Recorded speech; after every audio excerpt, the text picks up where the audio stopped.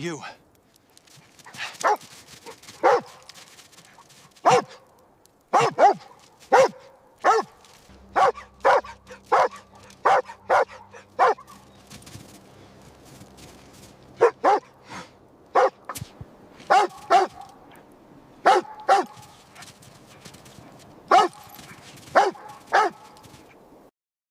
Snow swept sideways through the Montana mountains, thick, relentless, turning the forest road into a narrow tunnel of white.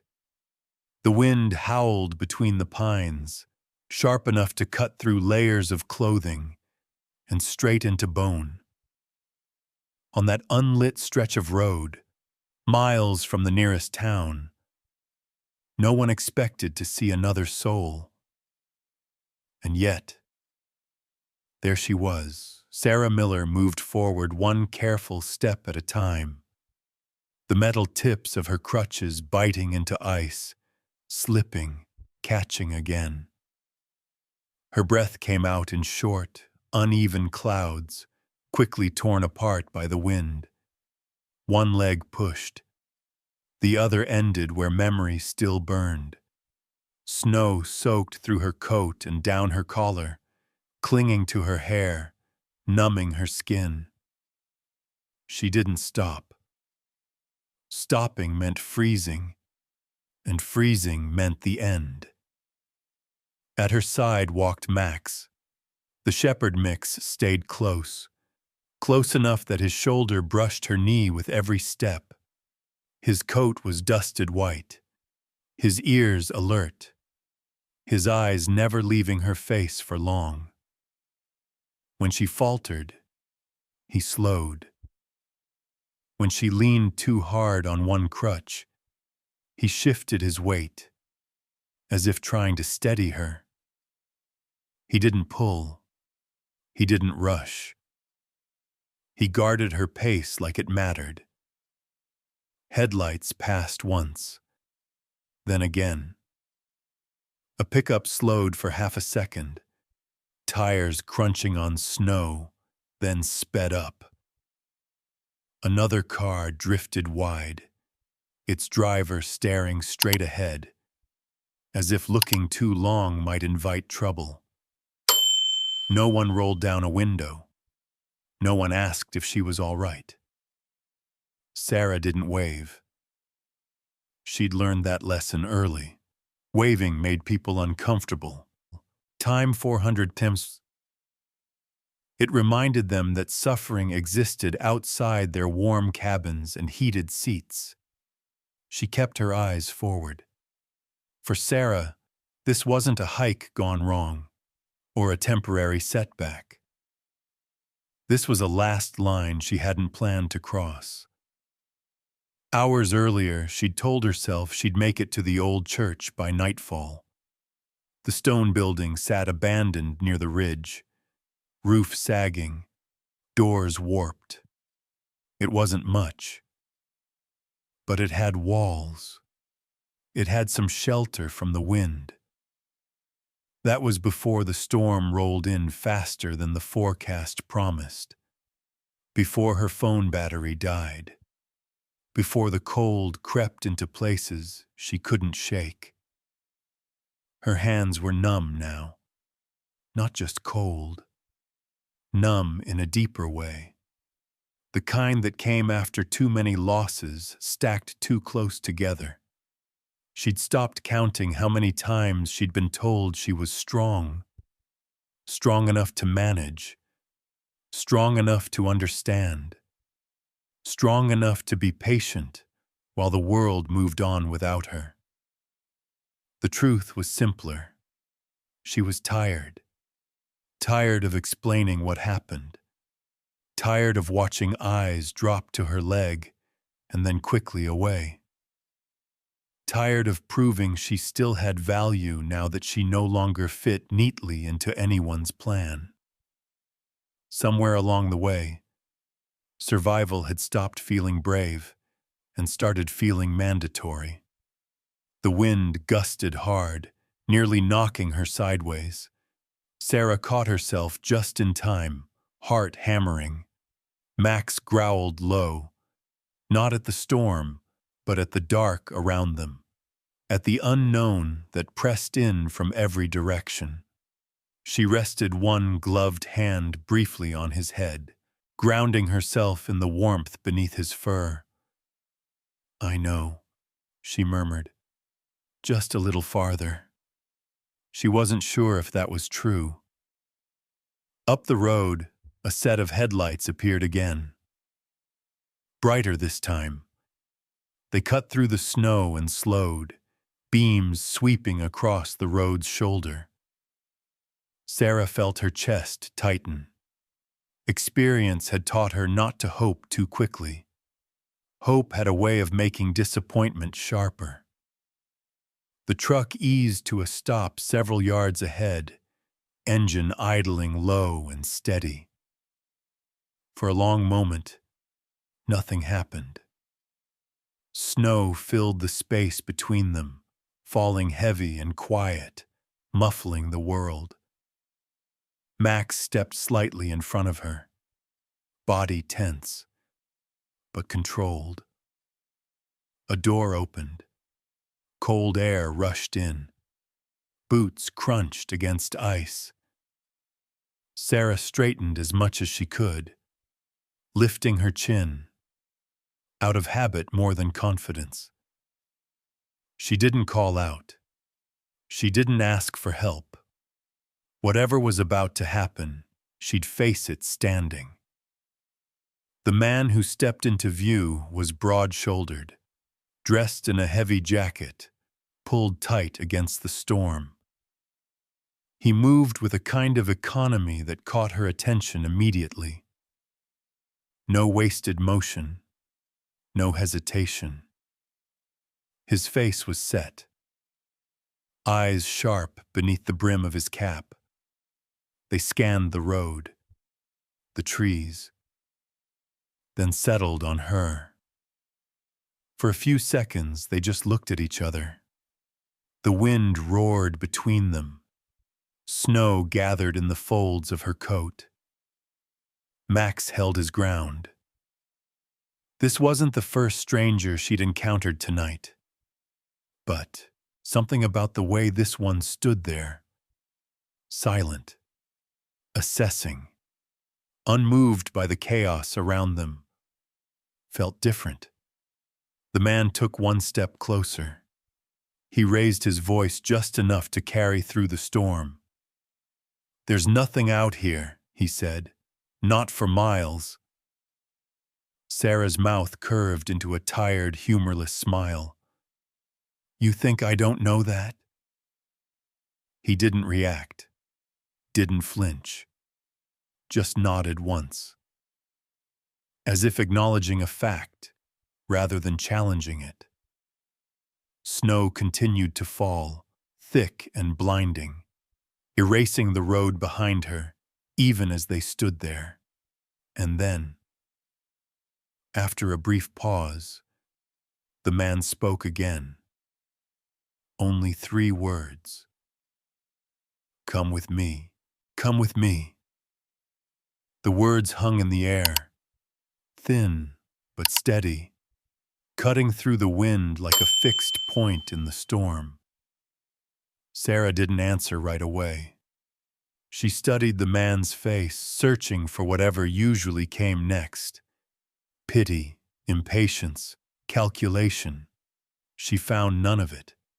Just a quiet certainty, as if he'd already accepted the risk of stopping and wasn't interested in negotiating it. Max shifted, muscles tight beneath his coat.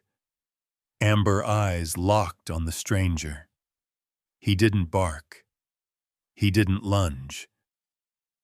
He waited. The man took a half step back, giving space instead of closing it. "You can keep the dog close," he added, as if reading the tension without naming it. "I'm not in a hurry." That, more than anything, unsettled her. Jack Turner had been taught to read terrain before reading people. But years in uniform had trained his instincts to catch both at once. At 39, he carried himself the way men did who'd spent too long moving with purpose. Spine straight, shoulders set, weight balanced, even on uneven ground. The storm didn't seem to bother him, or maybe it did, and he simply refused to acknowledge it. He'd been driving north with no destination in mind, the way he often did when silence pressed too hard. The Navy had called it mandatory leave, a phrase that sounded generous on paper and felt like exile in practice. 6 months away from operations, 6 months to reset. Jack didn't know what that meant. He knew how to execute orders, not sit still with his thoughts. The truck idled behind him, lights throwing long shadows across the snow. Jack glanced once toward the dark stretch of road Sarah had come from. Empty, already disappearing beneath fresh snowfall. "You can freeze out here," he said, not unkindly. "Or you can get in the truck. I've got heat." Sarah let out a short breath. That might have been a laugh. "You always talk people into things like that?" "Only when it's true." She looked down at Max, fingers tightening on the worn leather leash. "What do you think?" she murmured. Max flicked his ears, then took a cautious step forward, not toward Jack, but toward the open space between them. It wasn't acceptance. It wasn't refusal either. It was permission to decide. Jack turned and walked back toward the truck, not looking over his shoulder. He opened the passenger door, then the back, giving Max a clear path. "Take your time," he said. "I'll wait." The heater blasted warm air as Sarah eased herself inside. Movements practiced. Careful. The seat felt impossibly soft. After hours of strain, her body trembled now, not from cold, but release. Max jumped into the back without prompting, settling directly behind her, eyes still trained on Jack. Jack climbed in, shut the door, pulled the truck slowly back onto the road. Snow crunched beneath the tires, oddly loud in the enclosed space.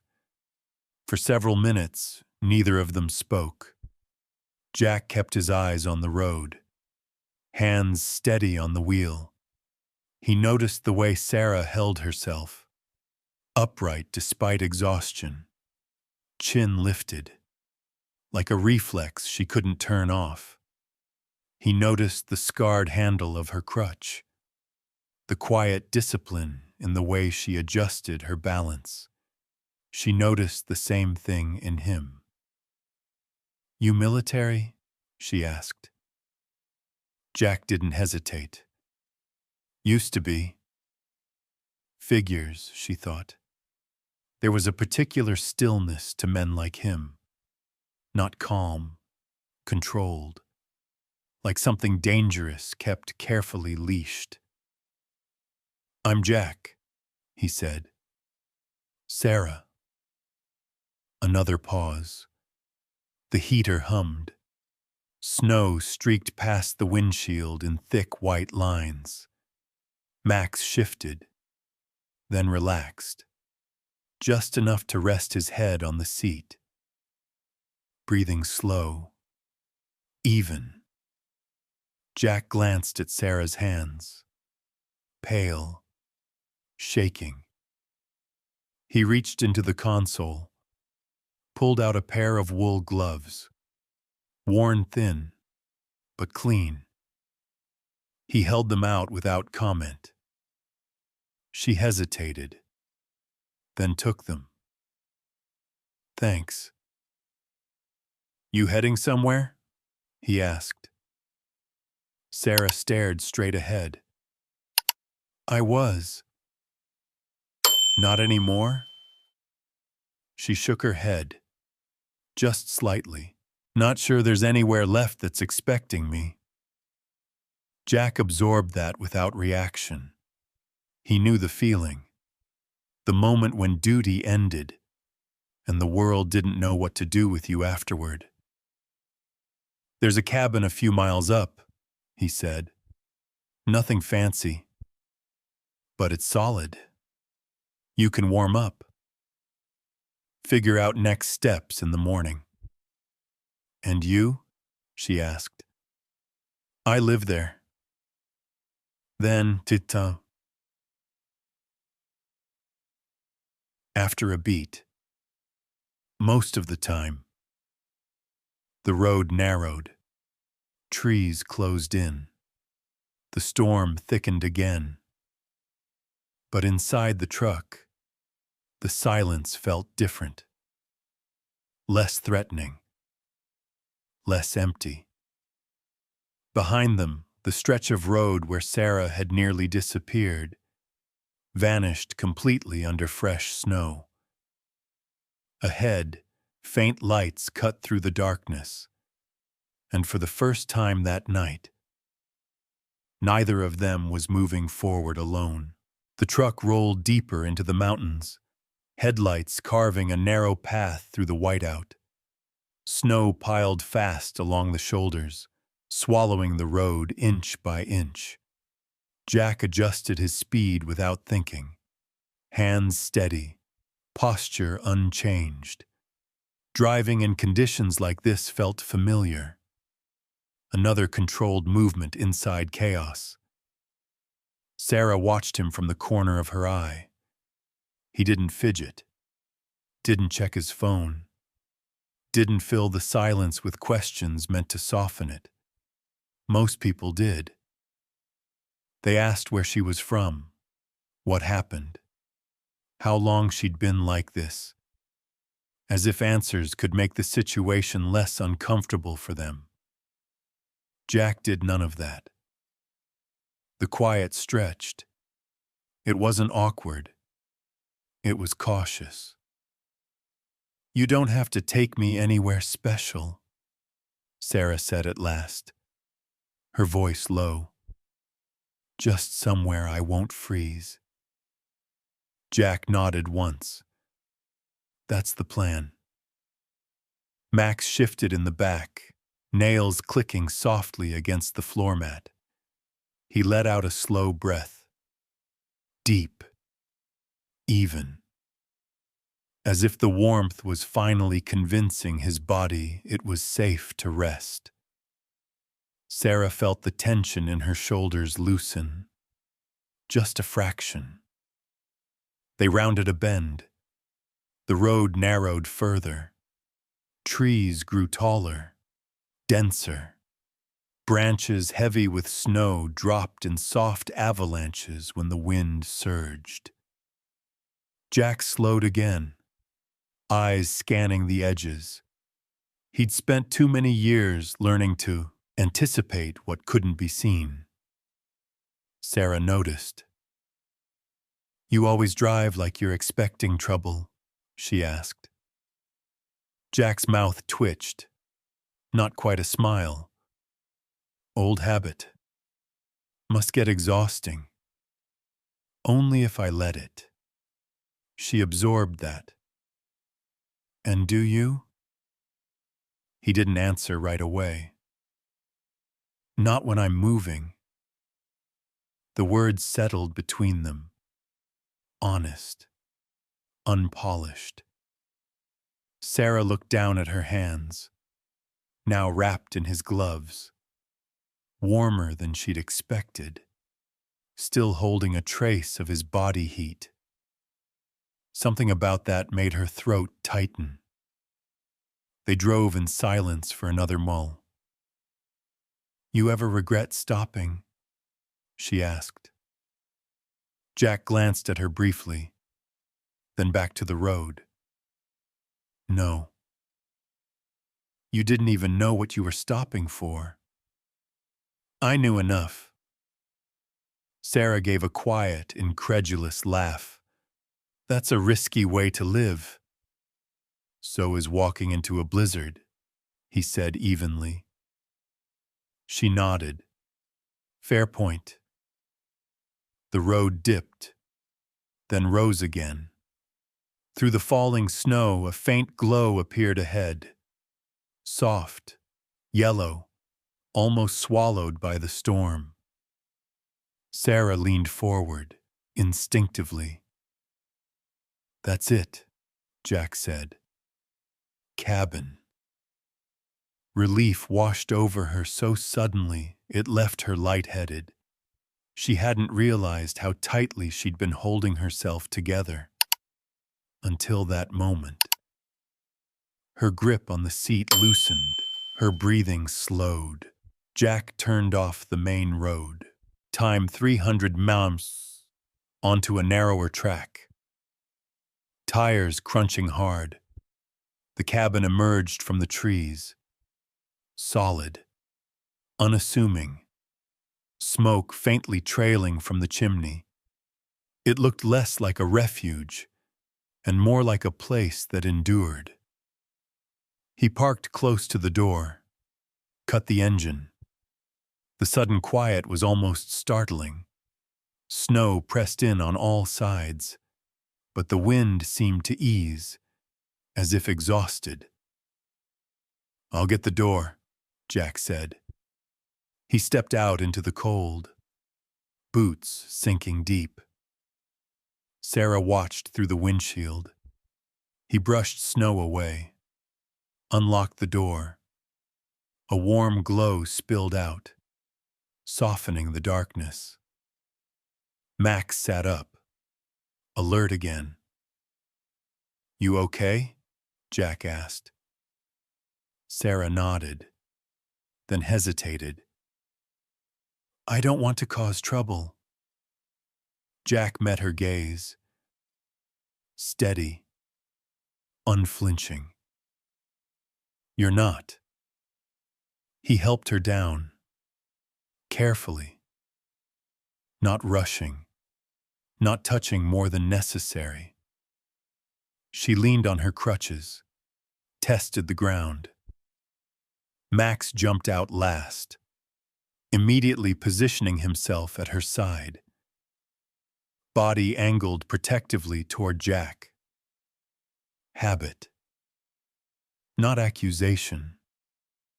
Inside, the cabin smelled faintly of pine and wood smoke. Jack flipped on a lamp. Light pooled across a simple space. A worn couch. A scarred wooden table. A stone fireplace waiting to be used. It wasn't cozy. It was honest. Sarah paused just inside the doorway. Being invited in somewhere. Time 300 Pjunsis had started to feel foreign. Jack noticed. He didn't comment. He set a kettle on the stove, stacked logs in the fireplace, struck a match. The fire caught, slowly, then stronger, flames licking upward, pushing back the cold. Sit, he said gently. She did. Max circled once, twice, then lay down close, his side pressed against her leg. He sighed, long, deep, as if finally releasing the night. Jack handed her a blanket, then a mug of hot water. Start with this. She wrapped her hands around the mug, feeling the heat seep in. Her shoulders shook, not from cold, but from something breaking loose. Thank you, she whispered. Jack sat across from her, close enough to share the fire, far enough to give space. He nodded, eyes on the flames. Outside, the storm raged on. Inside, for the first time that night, Sarah allowed herself to believe she might make it through. The fire settled into a steady rhythm. Wood cracked softly as heat spread through the cabin. Outside, the wind continued to batter the walls, but inside, the sound was distant now, like something happening to another world. Sarah sat wrapped in the blanket Jack had given her, the mug warm in her hands, her shoulders still trembling. Small, involuntary waves. Jack watched without staring. Years of training had taught him how to notice everything, without making it obvious. He saw the way she held herself upright, even while exhausted, as if collapsing fully might mean she wouldn't be able to stand again. He saw the tension that hadn't left her eyes yet, not even here. "You don't have to stay awake," he said quietly. "You're safe for the night." Sarah swallowed. The word safe landed heavier than she expected. "People say that a lot," she replied. "Usually right before they decide I'm someone else's problem." Jack didn't interrupt. He waited. She stared into the fire. "I don't have money," she said again. Firmer this time. "No cash, no card that works. If you're expecting—" "I'm not," Jack said. She looked up, startled. "You didn't even let me finish." "I already know," he answered. "If that mattered, I wouldn't have stopped. Time, 200 pounds. The simplicity of it undid something in her. Sarah turned her face away, quickly, embarrassed by the sudden burn behind her eyes.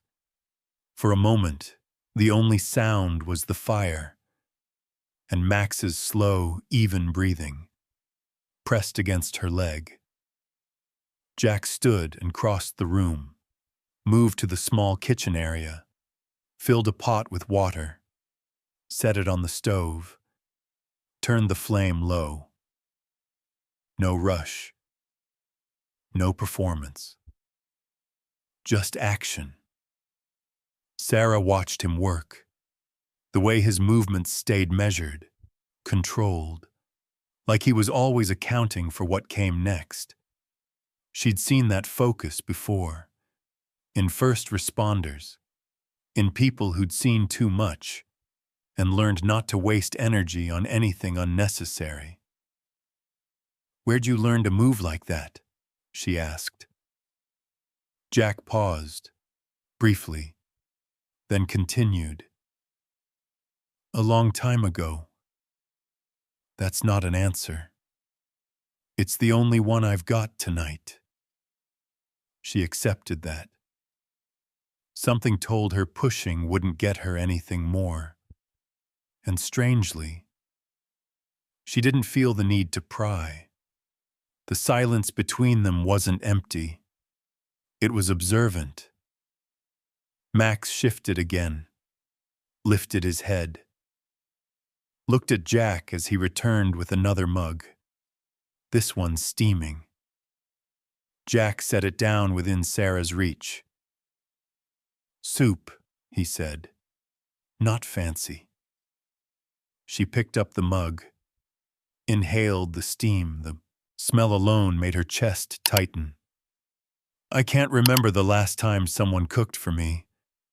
Jack shrugged slightly. "It's not cooking," he said. "It's survival." That made her laugh. Soft. Unexpected.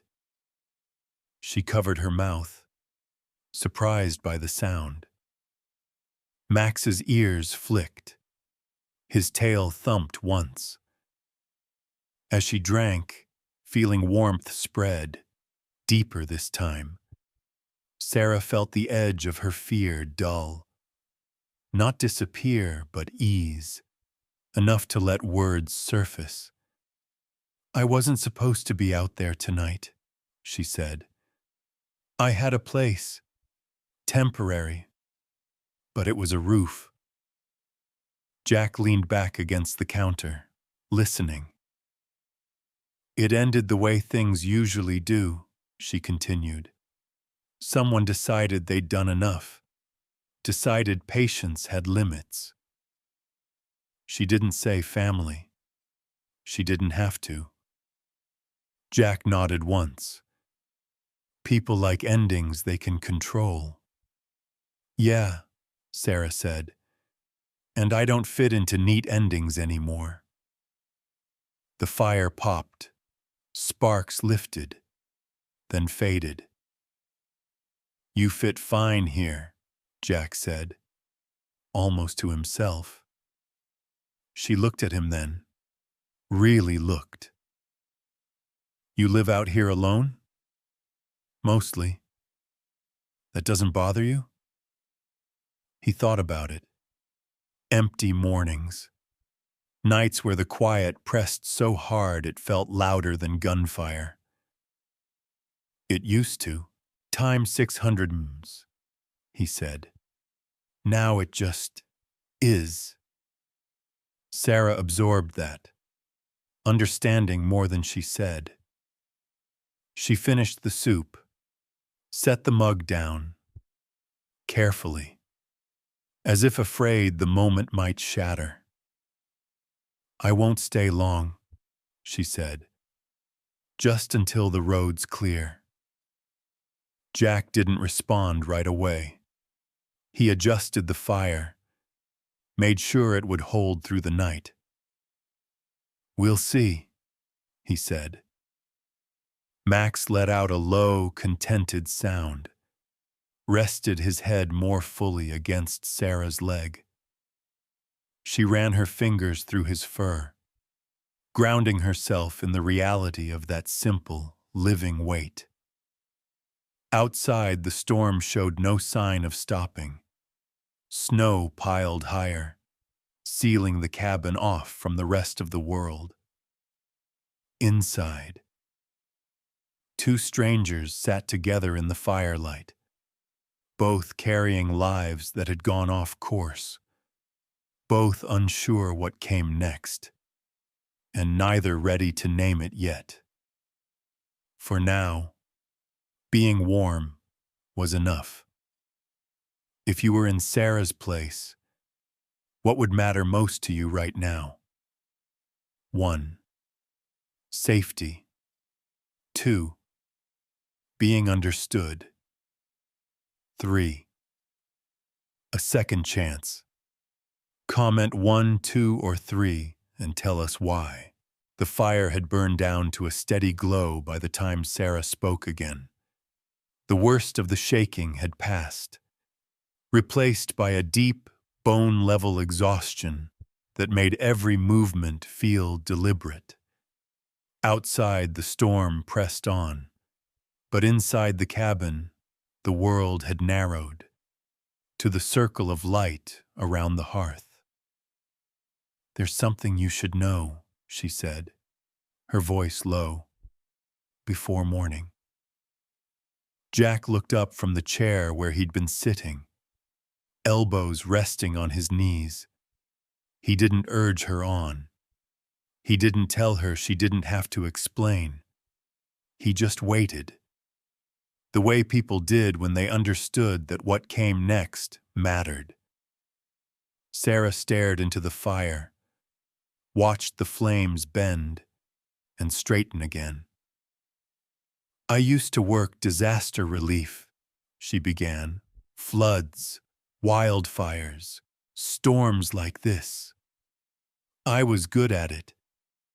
I liked knowing where I was needed." Jack nodded once. He could picture it easily. Long days, improvised plans, people moving on instinct and grit. He'd lived that rhythm for years. "It was a flash flood in Idaho," she continued. came down the canyon faster than anyone expected. We were evacuating families when the ground gave way. She paused, fingers tightening in the blanket. I remember the sound more than anything. Like the earth tearing itself open. Jack didn't interrupt. They pulled me out hours later, Sarah said. Everyone else didn't make it. Doctors said saving my life meant losing my leg. She let out a breath, almost a laugh. Funny thing is, the hard part wasn't waking up without it. It was everything that came after. Jack shifted slightly. The old, familiar weight settled in his chest. Survivor stories always did that. The organization paid my medical bills, she went on. Then they reassigned me. Then they stopped calling. Liability, they said. Budget cuts. Turns out compassion has limits when insurance premiums and legal risk get involved. She glanced at him. Ever notice how fast people disappear when you stop being useful? Jack's jaw tightened. Yeah, he said. I've noticed. My sister tried, Sarah added, for a while. But caretaking wears people down. Friends move on. Employers want reliability, not reminders. She shrugged. Eventually, everyone decides you should be grateful for whatever scraps are left. Max lifted his head, sensing the shift in her breathing. She reached down automatically, fingers finding the familiar curve of his neck. He pressed closer, grounding her. He stayed, she said softly, when no one else did. Time 600 mason. Jack watched the dog, the quiet loyalty in the way he leaned into her touch. He's well trained, Jack said, but that's not training. No, Sarah agreed. That's choice. The words lingered. Jack felt their weight settle somewhere deep and familiar. He stared into the fire, seeing other nights layered over this one. Deserts, mountains, the aftermath of decisions that couldn't be undone. I was in Iraq, he said. Then Afghanistan. Years of it. We got good at finishing missions. He swallowed. Not so good at finishing what came after. Sarah turned toward him, listening. I came home intact, Jack continued, at least on the outside. My wife thought that meant everything would go back to normal. He shook his head. Turns out you can't turn vigilance off like a switch. She didn't ask what happened. She didn't need to. So you came out here, she said. Jack nodded. Far enough that no one expects anything from me. Sarah absorbed that.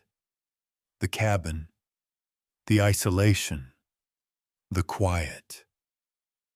It all made sense now. And tonight? She asked. Was that expected?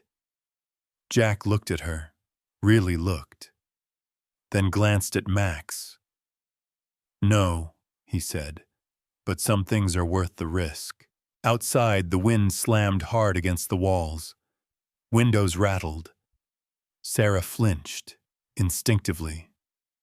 Jack stood, checked the latch, added another log to the fire. Practical. Steady. You can take the couch, he said. I'll stay up a while. You don't have to. I know. She hesitated. Jack, I don't want to be another responsibility. He met her gaze. calm, unyielding. You're not. That answer, simple, final, cut through years of being told otherwise. Sarah nodded, unable to trust her voice. She lay down, Max curling close, his warmth solid, reassuring. As her eyes closed, the fire crackled softly, and for the first time in longer than she could remember, sleep didn't feel like surrender. Jack remained by the hearth, eyes on the flames, listening to the storm and the steady breathing behind him. He knew better than to call this peace, but it was something close, and for now, that was enough. Morning came without ceremony. The storm hadn't ended, but it had softened, as if it had spent the night emptying itself against the mountains. Pale light filtered through frost-laced windows, settling gently over the cabin. Jack stirred first, habit pulling him awake long before comfort could. He lay still for a moment, listening. Wind in the trees, the low pop of dying embers, the slow, steady breathing behind him. Sarah slept on the couch, curled toward the fire.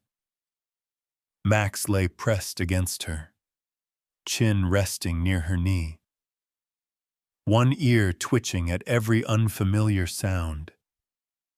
Jack watched them from where he sat, a strange calm settling in his chest. It had been years since his cabin held another human presence, years since he'd had to think about more than his own routines. He rose quietly, moved to the stove. The kettle went on. The flame stayed low. Outside, snow clung to the porch railings, buried the narrow drive, turning the world into something hushed, contained. The cabin felt smaller in daylight. A scarred table, mismatched chairs, shelves holding tools, not decoration. It wasn't a place built for guests. It was a place built to endure. Sarah woke to the smell of coffee. For a moment, she didn't know where she was. Then warmth registered. The blanket, Max's weight, the firelight, replaced by a soft, gray morning. Her breath caught as memory returned. Last night, the road, the storm, the stranger who wasn't. She sat up carefully, wincing as her balance adjusted. Max lifted his head, tail thumping once against the couch. Jack turned from the counter, mug in hand. "Morning," he said, setting it down within reach. "Road's still bad." She wrapped her fingers around the mug, letting the heat seep in. Figures. Silence followed, but it wasn't heavy, it felt aloud. Jack poured himself coffee, leaned against the counter, watching snow drift past the window. Sarah noticed how he didn't hover, didn't ask how she felt, didn't rush to fill the space. It was a relief. "I should probably head out once things clear," she said. More out of habit than intention. Jack nodded. "We'll check after breakfast." Breakfast was simple. Eggs, toast, whatever was on hand. Jack moved with deliberate calm, every motion economical. Sarah ate slowly, aware of how long it had been since she'd shared a table, without feeling like she owed something for the chair. "You don't get many visitors," she said. "Just enough," Jack replied. She smiled faintly. Outside, a gust rattled the windows. Max rose, paced once, then settled again, reassured by familiar smells and sounds. That comfort surprised her most of all. He hadn't relaxed like this in months. After breakfast, Jack pulled on his jacket. Boots. "I need to check the generator," he said. "Storm's not done with us yet." "I can help," Sarah offered, automatically, then stopped herself. Jack considered her, then shook his head, gently. "Inside's fine. Stay warm." She watched him head out into the snow, broad shoulders disappearing into the white. The cabin creaked softly, wind pressing against it. Sarah moved slowly, learning the room, the worn groove in the table, the repaired crack in the window frame, the stack of firewood. Cut. Ready. This wasn't a place that tried to impress. It was a place that stayed standing. She pulled her sketchbook from her bag, hesitated, then opened it. The pencil moved without planning. Lines of forest, Max's profile, the suggestion of a man against the snow. Drawing steadied her, anchored her. When Jack returned, cheeks red from cold, he paused, saw her sketching. He didn't comment, hung his coat, added wood to the fire. "Road won't be passable today," he said. "Maybe tomorrow." Sarah nodded. Relief flickered, then guilt. "I don't want to impose." Jack met her eyes. "You're not." The words landed clean, solid. She believed him. They spent the afternoon together, apart. Jack repairing, Sarah sketching, Max moving between them, a steady thread. Outside, the storm tested the cabin. Inside, something held. As dusk settled, Sarah realized she wasn't counting hours, wasn't bracing.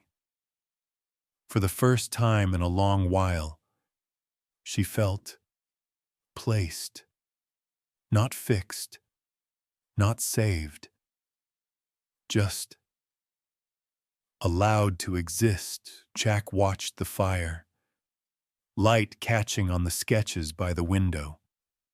He felt a shift. Didn't name it. Something inside him loosening its grip. The cabin stood firm, imperfect, standing.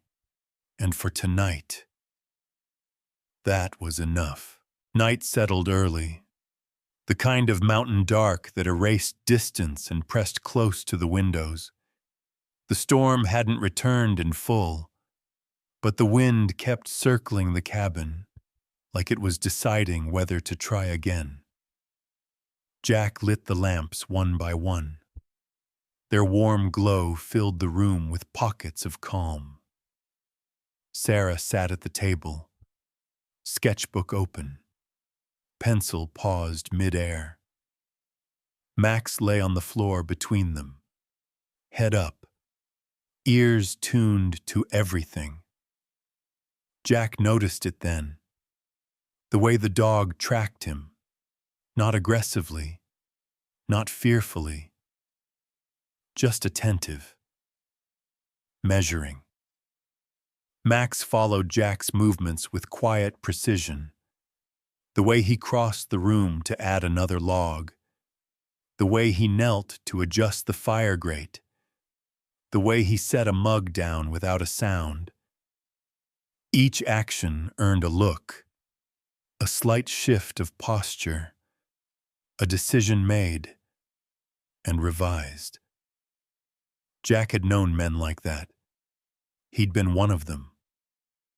Trust, once broken, didn't return all at once. It returned in increments. "You don't miss much, do you?" Jack said. "Mostly to the dog." Max blinked slowly, then rested his chin on his paws. Sarah smiled faintly. "He decides who gets close," she said. "Always has." Jack leaned back in his chair. "That a rule?" "More like a survival instinct," she replied. "When you've had enough doors shut in your face, you learn to let someone else stand guard."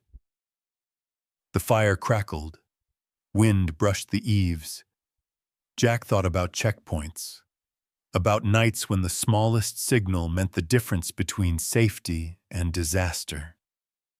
"He's good at it," he said. "Knows when to wait." Sarah's pencil moved again. She sketched Max from memory. The slope of his back. The alert stillness that never quite faded. "He stayed with me in the hospital," she said. "They tried to keep him out at first. Infection risk. Policy." She shrugged. "I didn't heal until he was there." Jack nodded. He understood policies. He also understood what happened when they ignored the human part. A sudden gust rattled the door. Max lifted his head, body tensing. Jack stood without thinking. Crossed the room, checked the latch. It held. The wind eased. Jack stayed there a moment longer, listening, then turned back. Max rose, followed him halfway, then stopped. He studied Jack's face, took one more step, pressed his nose lightly against Jack's hand. It was a small gesture. It felt enormous. Jack didn't move, didn't reach out. He let the dog decide the terms. After a beat, Max leaned in, accepting the contact. Jack's fingers curled, slow, careful, resting against warm fur. Sarah's breath caught. Time 100 ms. She hadn't realized how tightly she'd been holding herself. "He doesn't do that," she said softly. Jack looked down at Max, then back at her. "Guess he made a call." Max stepped back, satisfied, returned to his place near Sarah. The exchange was over. Trust granted, conditionally. Dinner passed in quiet pieces. Conversation drifted to neutral ground. Weather patterns, road conditions. The generator Jack kept running through winter. Nothing heavy, nothing that demanded more than either of them could give tonight. The kind of talk that let people share space without claiming it. Later, as the fire burned low, Sarah gathered her things, moved with deliberation, eyes on the floor. "If the road's clear tomorrow," she said, "I'll head out." Jack heard it. The habit in her voice. The part she didn't fully believe anymore. He didn't challenge it. "We'll see what morning brings." She nodded, grateful he hadn't turned it into a promise or a dismissal. Max followed her to the couch, circled once, lay down. He watched Jack from there, eyes calm now, unguarded. Sarah lay back, stared at the ceiling beams. The cabin made familiar sounds, cooling, shifting. She thought about the night before, the road, the headlights, time 1600 mems, the words that had changed everything without trying to. She thought about Max, how he'd watched Jack all day, weighing him, testing him. "You're quiet tonight," Jack said. "So are you. Doesn't mean nothing's happening." She smiled. "He trusts you," she said. "That matters." Jack followed her gaze. "I won't waste it." The words surprised him, with their sincerity. He meant them. Outside, the wind finally began to fade. Snow fell softer now, less angry, as if the mountains had decided. The cabin had proven itself. Jack added one last log to the fire, sat back down. Two strangers shared the quiet. A dog kept watch. Satisfied. For now. And somewhere between the firelight and the fading storm, the rules of the cabin changed. Not by declaration, by choice. The night grew quieter. The kind of silence that followed hard weather. Snow still fell, but lightly now.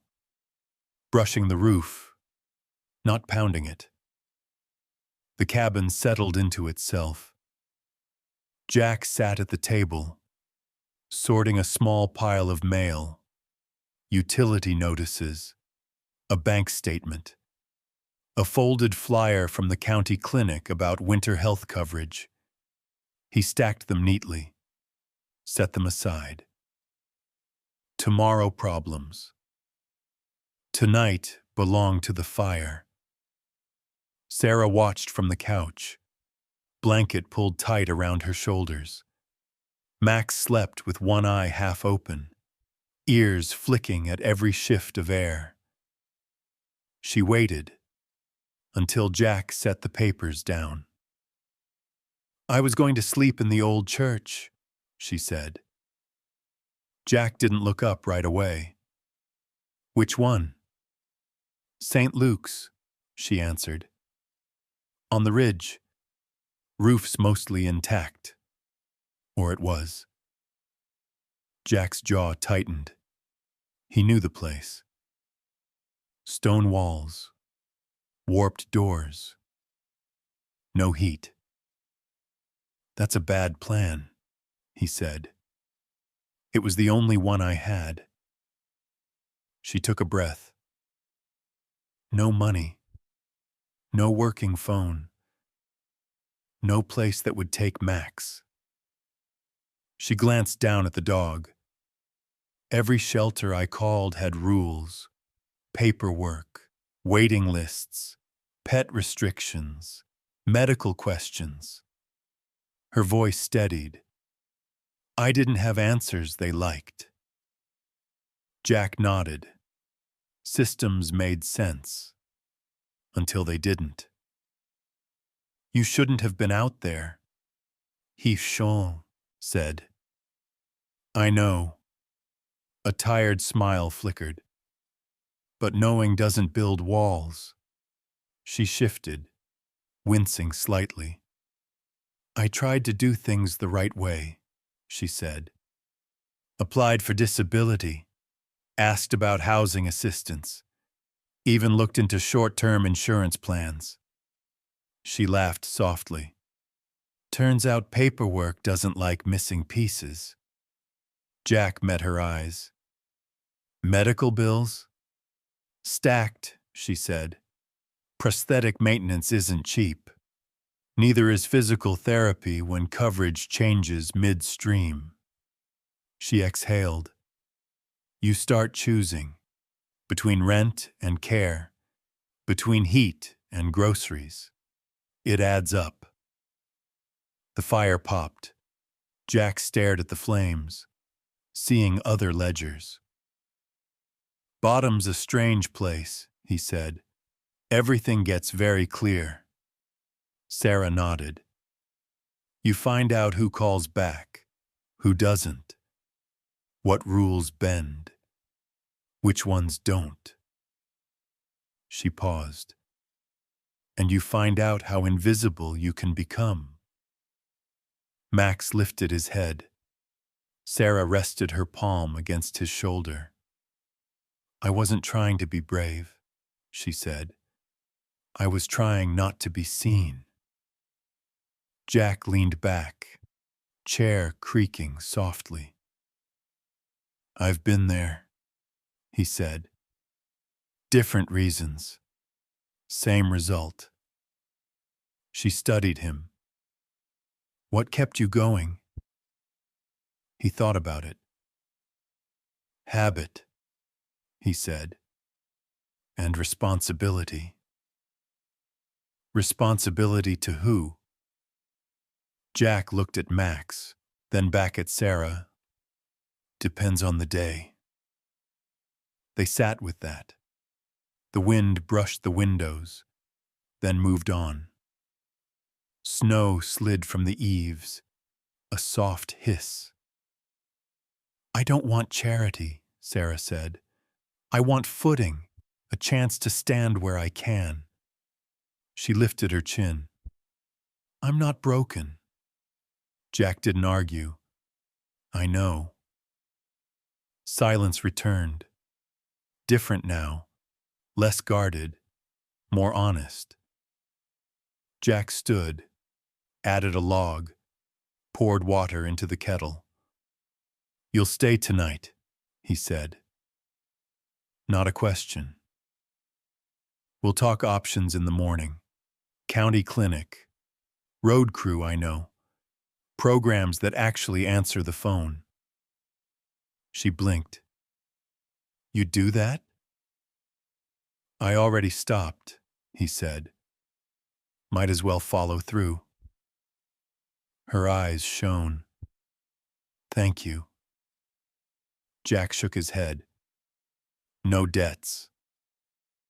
Max rose, crossed the room, settled near Jack's chair, choosing his spot.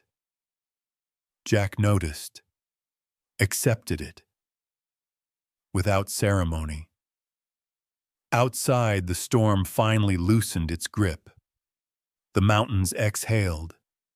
Inside, 3 lives rested at the lowest rung they'd known, and found, unexpectedly, a ledge, not rescue, not promises, just footing. Morning light crept in slowly, pale, uncertain, slipping through the frosted windows, as if asking permission. The storm had finally broken. Snow lay thick and undisturbed around the cabin, smoothing the land into something almost gentle. Jack was already awake, seated at the table, a mug of coffee gone cold in his hands, staring at nothing in particular. Sarah noticed the stillness first, the kind that wasn't restful, but braced. She moved carefully from the couch, crutches whispering against the floor. Max followed, alert, but calm, taking his place between them, without choosing sides. Jack didn't look up until she sat across from him. You sleep at all? She asked. Jack nodded once. Enough. It was the same answer. Enough to function. Enough to move forward. never enough to feel rested. They sat in silence. The fire caught again, flames reflecting faintly in Jack's eyes. Sarah watched his hands. Steady, scarred, familiar with work that left marks behind. She recognized the posture. Someone who stayed ready, even when there was nothing left to fight. "You don't talk about it much," she said, gently. Jack's jaw tightened. "There's not much to say." "There always is," Sarah replied. "People just get tired of hearing it." That landed closer than he expected. He took a breath, leaned back, eyes drifting toward the window. The mountains stood there, unmoved by human history. "I spent most of my adult life overseas," he began. "Iraq, Afghanistan. Places where days blur together and nights never really end." Sarah listened, didn't interrupt. "We trained for everything," Jack continued. "Entry, extraction, loss. What they didn't train us for, was coming home." He let out a breath. "At first you think you're fine. You tell yourself it's over. Then you realize your body didn't get the message." Max shifted, rested his head on Jack's boot. "My wife said I was different," Jack said. "Not mean, just gone." He stared at the grain of the table. "She waited, longer than most would have." "But you can't build a life with someone who's always scanning the exits." Sarah nodded. "You were still in survival mode." "Yeah," he said. "And I didn't know how to turn it off." He told her about missed anniversaries, about waking at night, about the call that came while he was deployed. Short, practiced, final. She'd met someone else, he said. Someone present, someone safe. Time 200 ms. "I didn't argue," Jack said. "Didn't beg. Part of me thought she was right." Sarah's chest tightened. "That doesn't mean it didn't hurt." He looked at her. Really looked. "It did," he admitted. "It still does." The fire crackled. Outside, snow slid from a branch. A soft rush. Sarah spoke quietly. "I survived the flood. Sometimes I wish I hadn't." Jack's eyes softened. Not pity. Recognition. "I know that thought," he said. "It doesn't mean you want to die. It means you're tired of carrying it alone." She swallowed. "Most days I feel like I'm still apologizing for being here." Jack shook his head. "You don't owe anyone that." Max stood, moved closer to Sarah, pressed against her leg. She rested her hand on his head, grounding herself. Jack straightened. The weight in his chest shifted. Not gone, but named. "I came out here because it's quiet," he said. "Because the land doesn't ask questions. But quiet doesn't fix you. It just gives you room to hear yourself." Sarah met his gaze. "What do you hear now?" He considered it.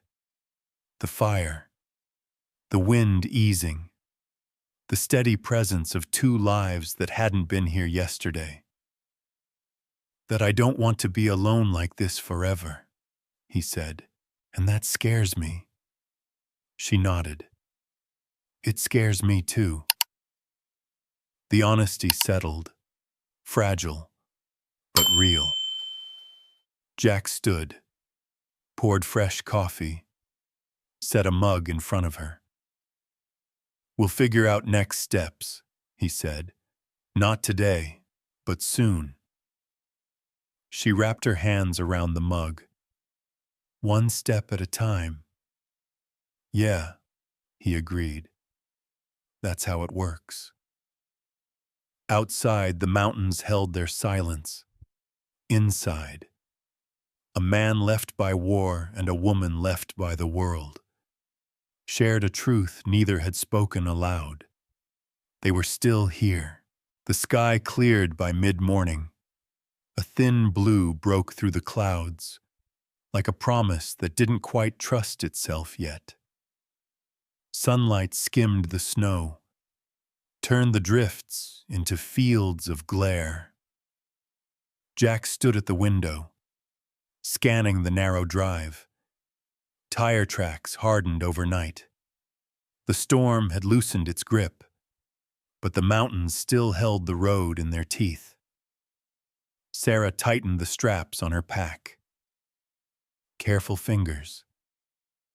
Methodical movements. As if order could steady what her chest refused to calm. Max watched from the doorway, head tilted, tail still. He didn't move to follow.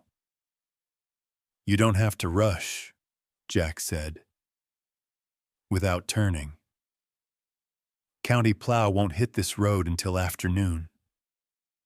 She paused. That's okay. The words came too quickly. I should go while it's light. Jack nodded once. He didn't argue. He knew that look. The way people prepared to leave before anyone could ask them to stay. Sarah tested her balance, took a few steps toward the door.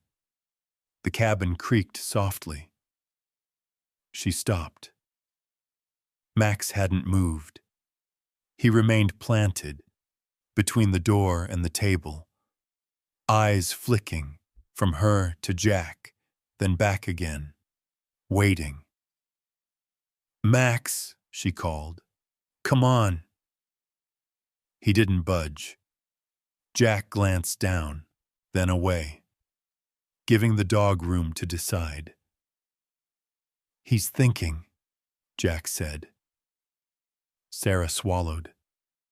He always follows me. Maybe he's telling you something, Jack replied. Careful, not to claim more than he had the right to. She took another step.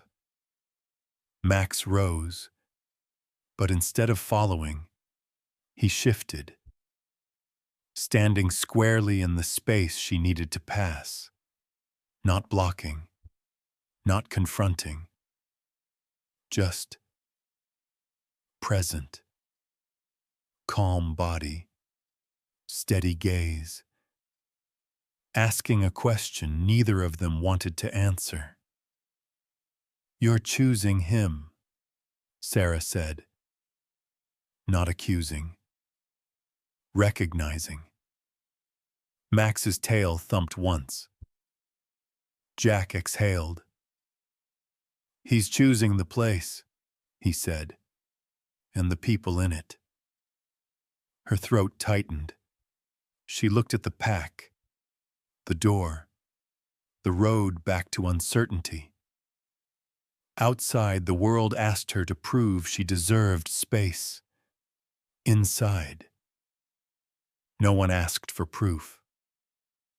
I don't want to be a burden, she said.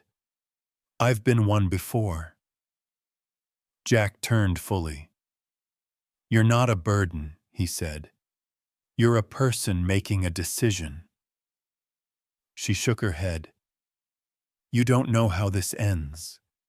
People get tired. They change their minds. So do roads, Jack replied. Doesn't mean you walk them alone. Silence settled. Thick. Intimate.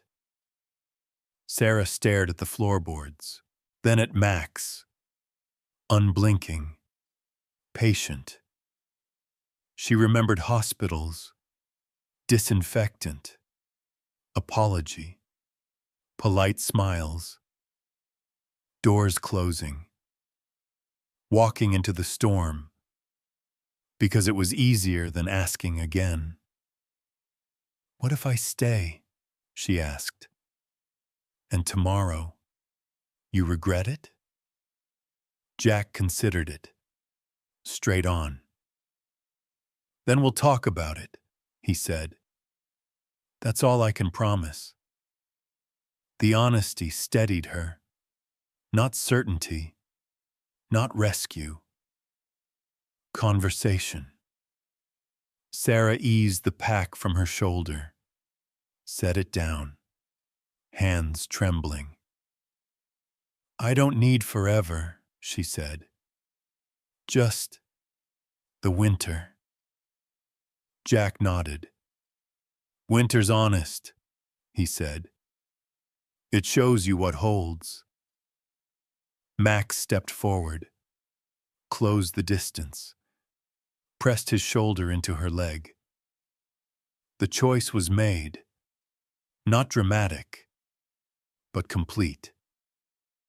They spent the afternoon preparing, without naming it. Jack shoveled, checked the generator. Sarah reorganized the pantry, made space where there hadn't been any. Max patrolled once, satisfied, then slept near the stove. The cabin took their labor and kept it. As dusk fell, the sky blushed pink. Jack lit the lamps. Sarah set water to boil. No one spoke about staying. They didn't need to. At the table, Jack slid a folded map.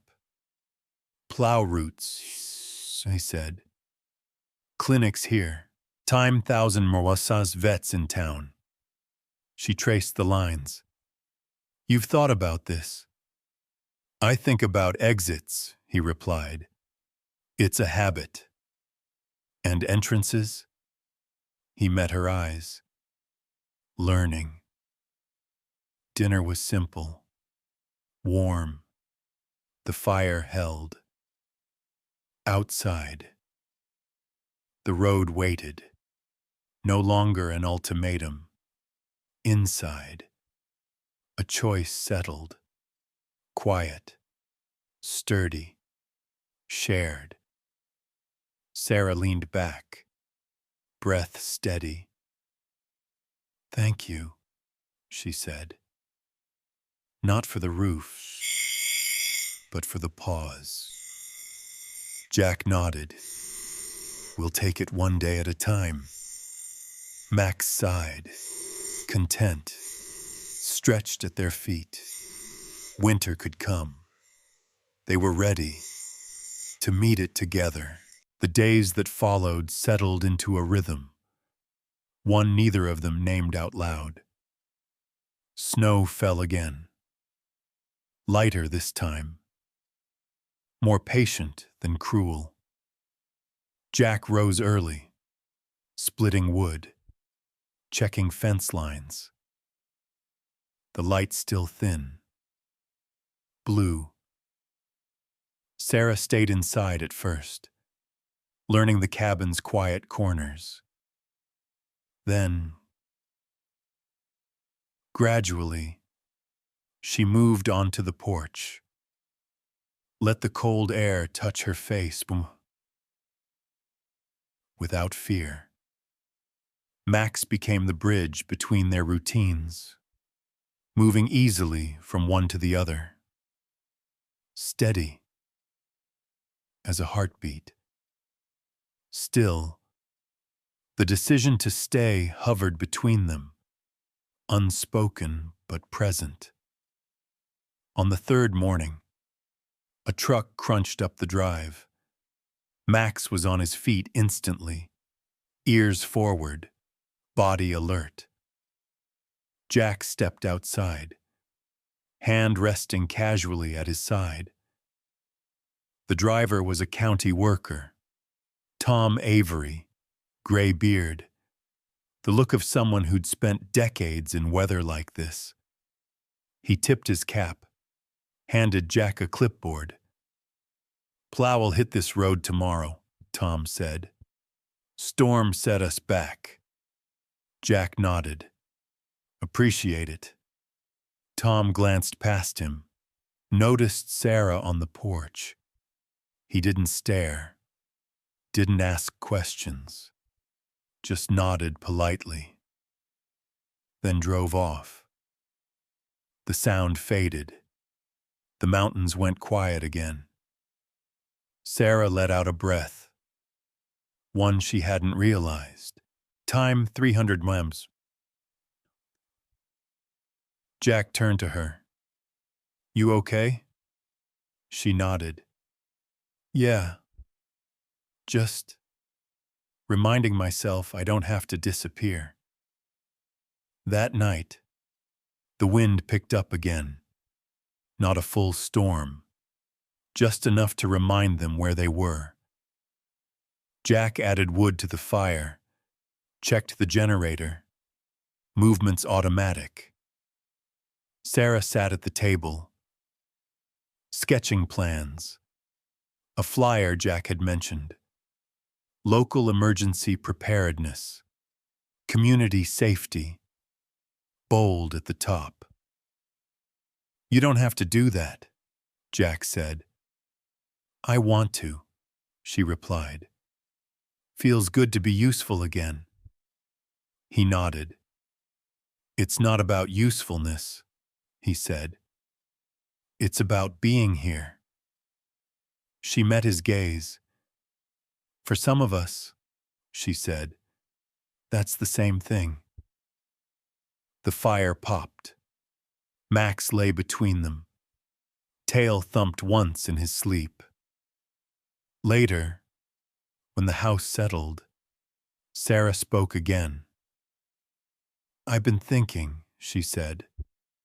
"If I stay through the winter, I'll need to contribute. Rent, food, something." Jack leaned back. "We'll figure it out," he said. "I don't keep score." "That makes me nervous," she admitted. "Nothing's ever free." "Neither is loneliness," he replied. The honesty stopped her. She set the pencil down. "What are you afraid of?" she asked. Jack stared into the fire. "That if I let this matter," he said, "I'll lose it." Sarah nodded. "That's the risk." They sat with it. Warm, dangerous. "I don't need guarantees," she said. "I just need a choice." Jack looked up. "Then hear mine," he said. "Stay through the winter. No promises beyond that. We check in, we talk. If it stops working, we say so." Her eyes burned. "You're choosing me," she said. "I'm choosing us," he corrected, "as we are, right now." Max rose, pressed against Jack's leg, sealing the agreement. "You don't have to be smaller," Jack said. "The cabin's been empty long enough." She nodded. "Okay," she said. "I'll stay." The choice settled. Not dramatic, just firm. They planned. Clinic visits, physical therapy, budgets, practical words, high-cost worries, and high-value decisions. When the fire burned low, Jack added one last log. Sarah gathered her sketches. Max circled once, then lay down. Outside. Winter waited. Inside. A choice had been made. One neither of them could undo, and neither wanted to. Winter settled into a quieter phase. Less dramatic, but no less demanding.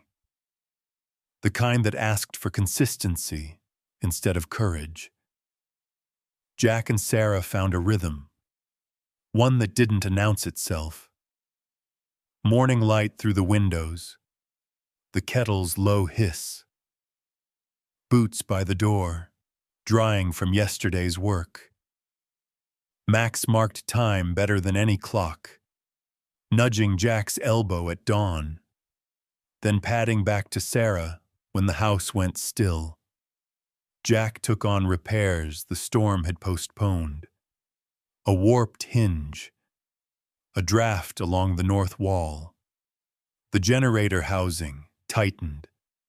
The work suited him, honest, physical, measurable.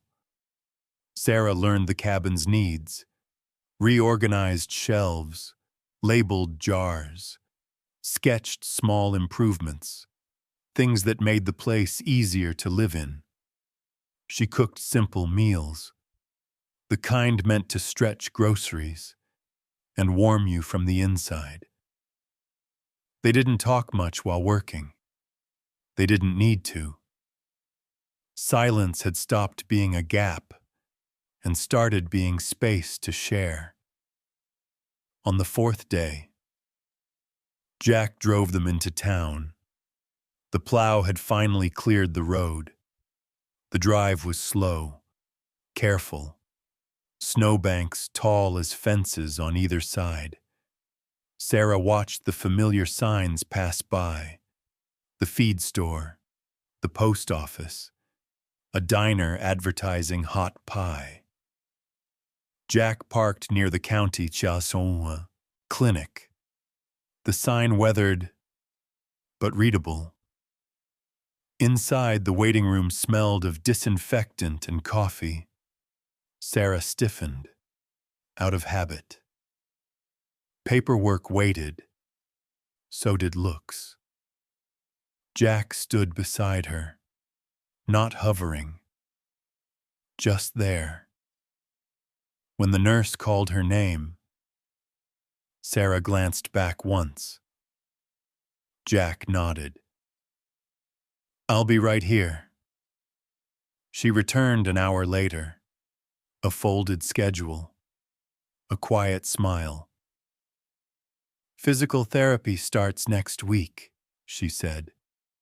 "They helped me apply for coverage, short-term insurance that actually makes sense." Jack exhaled. Good.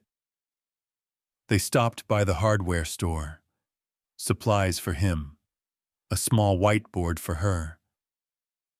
Back at the cabin, she hung it by the door. Appointments, repairs, groceries, emergency contacts. Not glamorous, but grounding. Emergency preparedness. Written clean and clear. That night, Jack slept through the wind. No jolt awake. No scan of the room. Just rest. When he stirred, the fire burned low. Max lay stretched between couch and chair. Sarah slept. Sketchbook open on her lap. Pencil tucked behind her ear. Something settled in Jack's chest.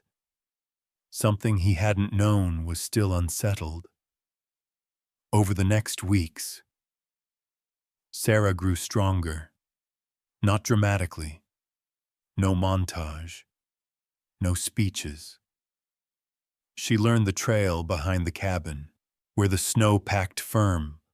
Morning practice. Breath fogging. Max pacing beside her. Jack watched once, then went back to work, trusting the process. They ate dinner together. Some nights, they talked about the past. Some nights, they didn't. When Jack mentioned the training, Sarah offered to design it. She chose words carefully. Checklists, steps, preparation, not fear. The cabin changed. Sketches on the wall, trees bending, a dog standing watch, a man splitting wood, a chair leg fixed, set by the table. The place felt used, not invaded. One evening, Sarah laughed, soft, surprised. That sounded like it didn't hurt, Jack said. It didn't, she replied. I forgot what that felt like. Later, Jack hummed while washing dishes. He stopped, then started again. Quieter, allowing it. Outside, winter held its ground. Inside, healing arrived quietly. Sleep that lasted, plans that stuck, a house that made room. When the fire burned low, Jack added a log. Sarah closed her sketchbook. Max sighed, stretched. They didn't call it a miracle. They called it a day that worked.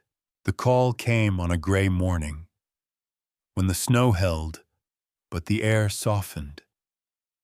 Jack was tightening a bolt on the generator housing when his phone buzzed. An unfamiliar number. Local. He wiped his hands on his jacket and answered. Jack Turner? A woman asked. This is Linda Moore with the County Emergency Office.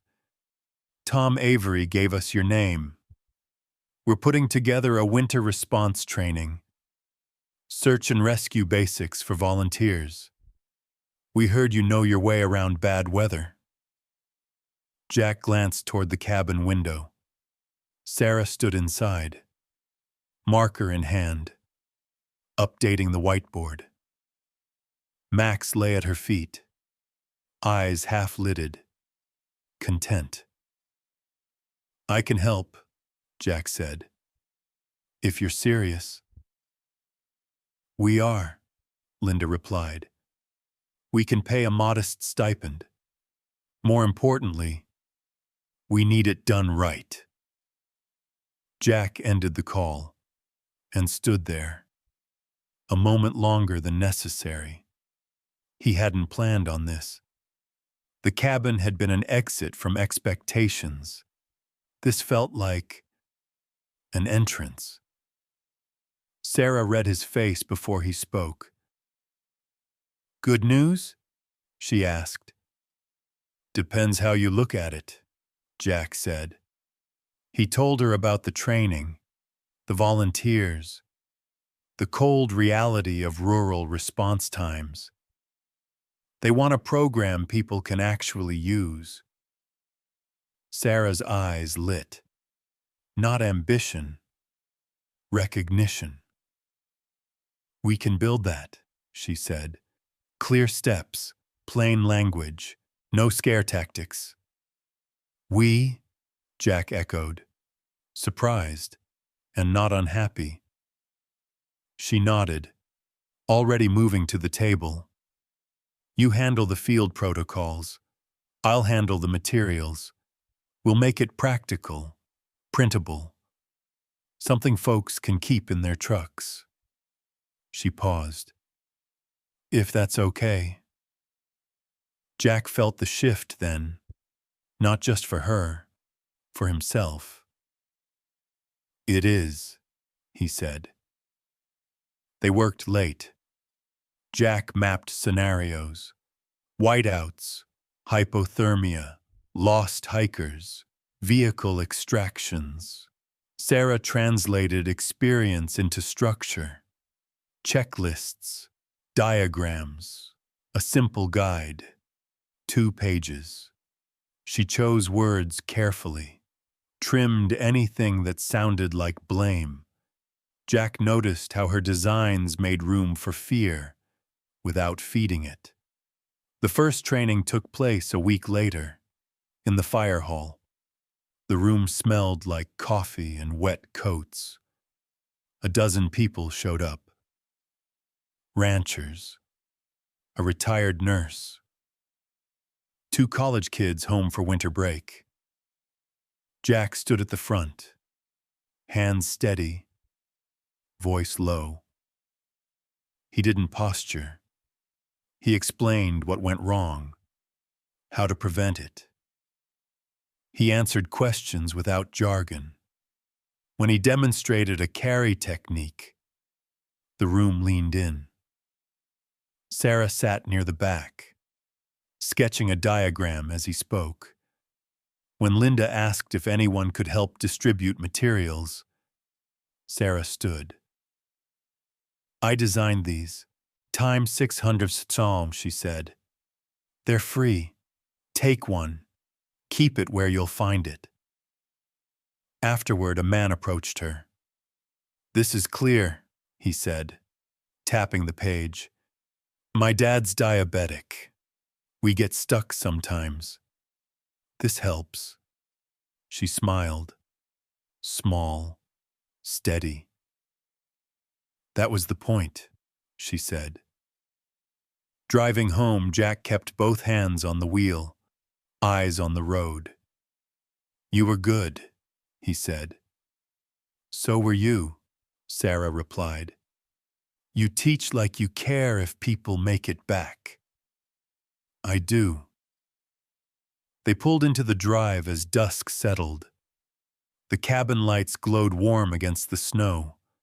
Max bounded ahead, then turned back to make sure they followed.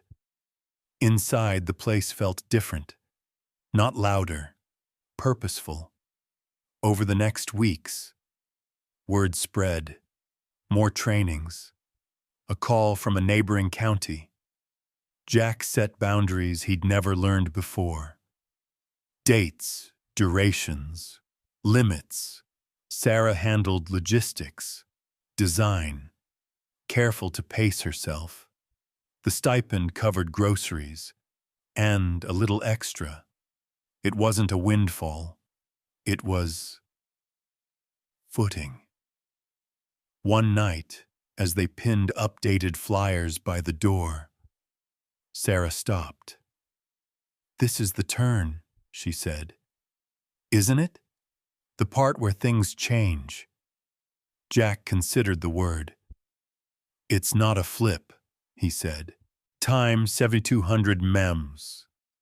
It's a lean." She nodded. "Toward what?" "Toward staying." Max chose his spot between them, tail thumping once. Outside, the mountains held steady. Inside, 2 people who'd been left behind found themselves needed, not as symbols, not as saviors, but as neighbors who showed up. Jack poured coffee. Sarah capped her marker. They stood there, looking at the work they'd made together. It wasn't a rescue story anymore. It was a life.